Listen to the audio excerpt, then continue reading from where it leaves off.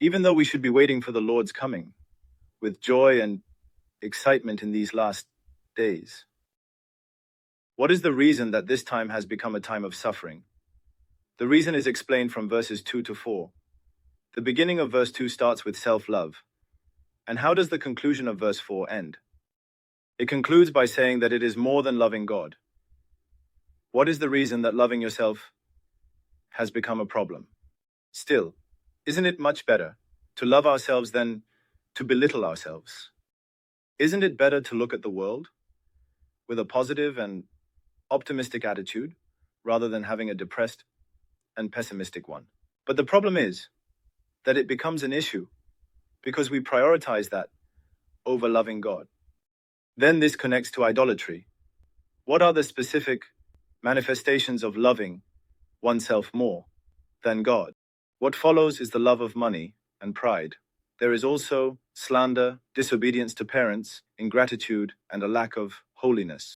In verse 3, it also mentions being unfeeling, not resolving grievances, slandering, being unable to exercise self-control, being fierce, and not liking good things. In verse 4, it also mentions betrayal. All these forms of impatience, arrogance, and love for pleasure are manifestations of sin that appear when one loves oneself more than God.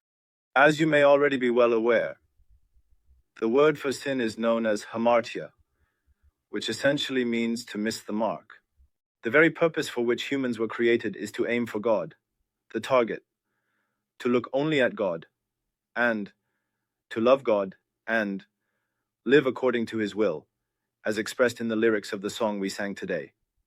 However, we continue to miss the target and shoot our arrows in the wrong direction. So, where are we shooting those arrows instead? It is precisely towards oneself. Instead of turning towards God, they turn towards themselves. Therefore, when Adam and Eve ate the fruit from the tree of the knowledge of good and evil, it was also rooted in their desire to elevate themselves above God, which is a problem of self-love.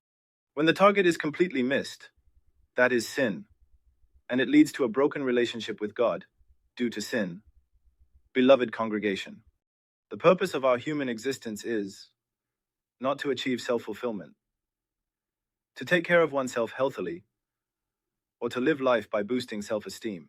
Everyone, the purpose of our existence is to live according to the purpose and direction of our Creator God who made us. We must first discover and live by that primary purpose.